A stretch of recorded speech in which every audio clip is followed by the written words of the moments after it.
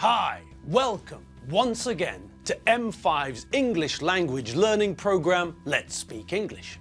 I'm Gav Duncan, and I'm here on your TV to help you learn English. Now, are you sitting comfortably? Yes? Good. And are you ready for today's lesson? Yes? Good. Okay. Well, let's learn English together. And here we all are again. You lot over there, somewhere out in Hungarian TV land, located somewhere on the other side of this screen. And me over here in the studio, under the lights which are brighter than the sun. So, I'm here, the crew are all here, and you're all there. So that must mean that we're ready to get started on today's revision lesson. Okay then, let's get stuck in. Okay, so the animals are all ready. What about you? All of you chickens of the forest, are you all ready? And what about the gods of English? Yes, the members of the blue team. Are you all ready? You are? So the chickens of the forest are ready and the gods of English are also ready. Great. Well, in that case, what are we waiting for? That's right. We're not waiting for anything. Hold on to your pants because here we go. Okay, so far this week, what have we been looking at? That's right. This week we met a new tense, didn't we? Yes, this week we met the past continuous tense. A tense we use to talk about something that was happening before and after a time in the past. When the television repairman arrived, they were looking at the radio. Now, we looked at the form of the past continuous, didn't we? And we discovered that it's not very difficult, is it? To make the past continuous tense, we need the verb to be in the past simple form. And then we add ing to the end of the main verb we're using. So we have to remember the past simple form of the verb to be. But that's not very difficult now, is it? No. I mean, there are only two forms, was and were. We use was for the first person singular, I, and the third person singular, he, she, and it. We use were for all the other subject forms, you, we, you, and they. I think it's time for a table, don't you? Mabel, Mabel, you're a frog with a heart. So please do us a favor and show us that in a chart.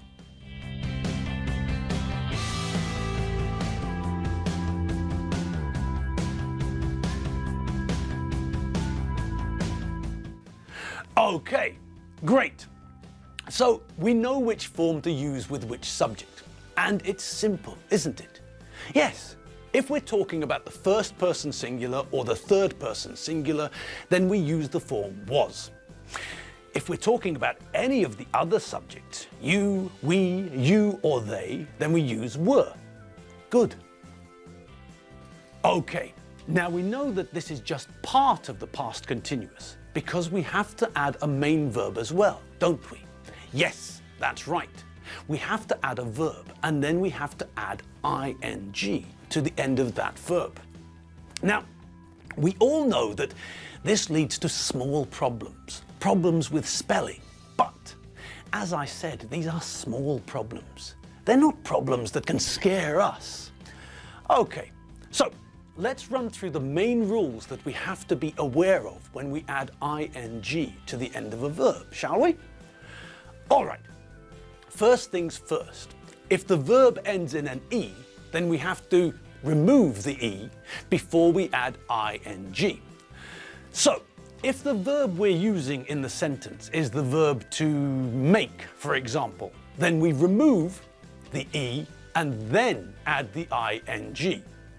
All right, so that's the first thing that we have to be careful with. If there's an E at the end of the infinitive, remove it before adding ing.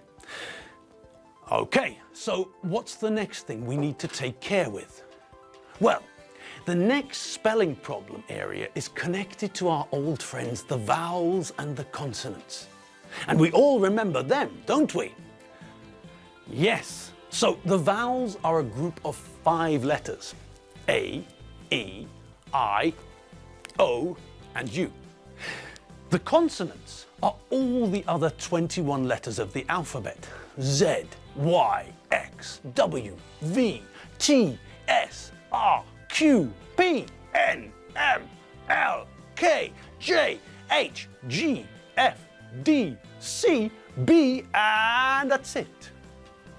Okay, now who remembers why the vowels and consonants are so important when we're talking about spelling? That's right, it's all to do with the combinations of vowels and consonants at the end of the verb, isn't it? If the verb ends in a vowel plus consonant, like the verb to swim, for example, then we have to double the last letter when we add the ing. So, although the infinitive is swim, when we want to make the present continuous, for example, we have to double the last letter before we add ing. I am swimming. Now, just the same as the present continuous tense, when we put the verb to swim into the past continuous tense, we have to do the same thing. We have to double the last letter before we add ing. I was swimming. Great! Groovy! Granny Duncan! Now, with other combinations, we don't double the last letter. If, for example, the verb ends in consonant plus consonant, like the verb to work, then when we want to use it in the present continuous or in the past continuous, we just add ing. We don't have to worry about doubling the last letter. I am working, present continuous. I was working, past continuous. Now, in that last example, you probably also noticed a slight difference between the present and past continuous tenses. Yes, that's right. In English, we always love the abbreviated version, the short version.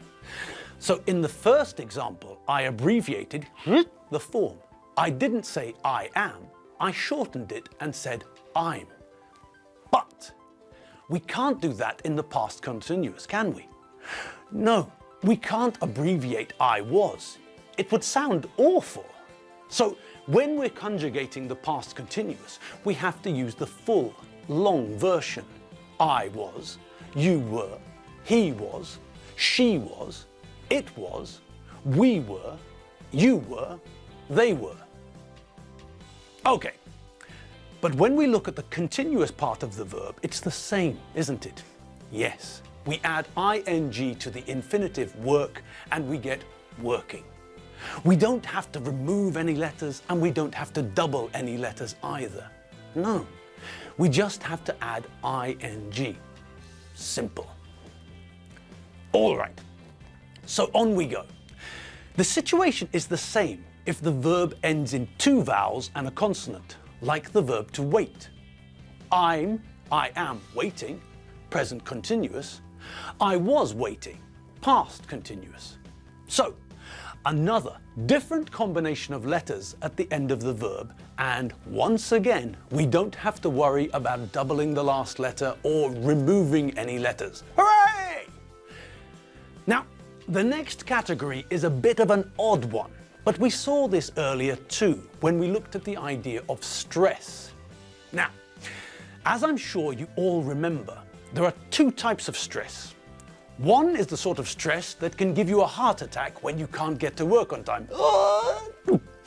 That's why you should take magnesium. The other type of stress is the one we're talking about here. It's a synonym for highlight or underline. Think about when you're typing on your computer, when you're writing a letter, for example.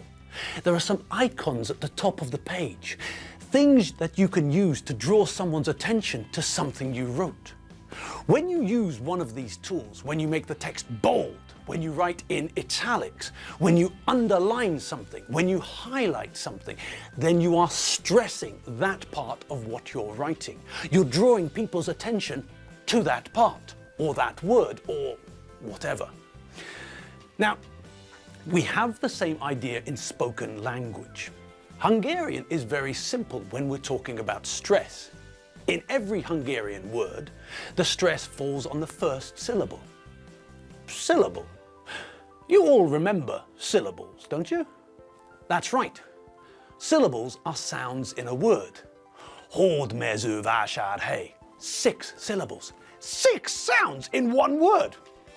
And because it's a Hungarian word, we know how to pronounce it with the stress in the correct place, on the first syllable.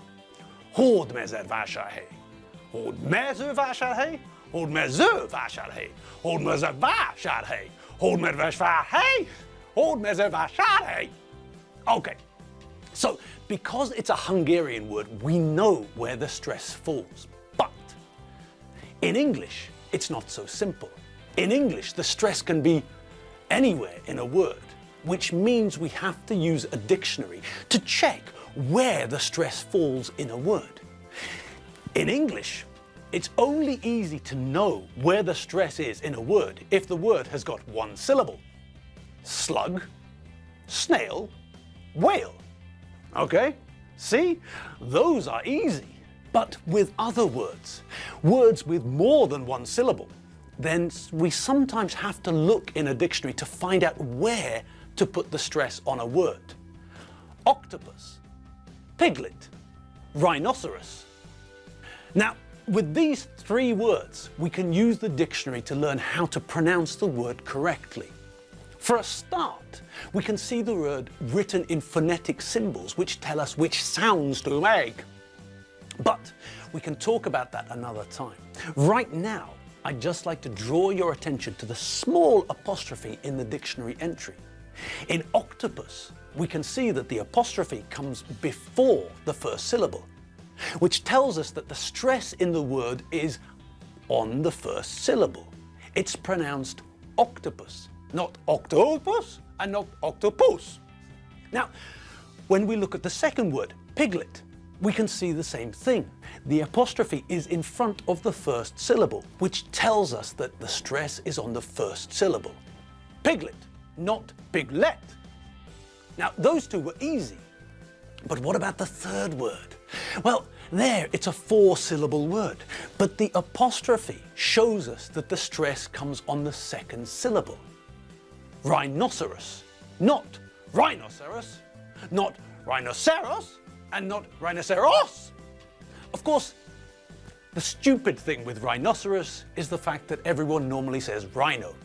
And when we abbreviate the word, the stress moves from the second syllable to the first. Welcome to English. Leave your logic at the door. Rhinoceros, but rhino. Oh, and good Gordon Highlanders, we're almost out of time. Knackers. Okay, well, there's just enough time to remind you about the last group of spellings. If the verb ends in Y or W, if the verb ends in a vowel plus Y or a vowel plus W, then we don't double the last letter. So it's snowy, not snowing. And it was snowing, not snowing. I'm enjoying myself, not enjoying myself. And I was enjoying myself, not enjoying myself. Great! Well done, us. And that's it for today. Yes, I know. Time flies when you're having fun and all that. And now, you're free to do whatever you fancy for the rest of the afternoon. Relax, read a book, have another coffee or tea, take the dog for a walk, feed the ostriches. Whatever you fancy, or whatever you have to do, now is the time. And we're all finished here too.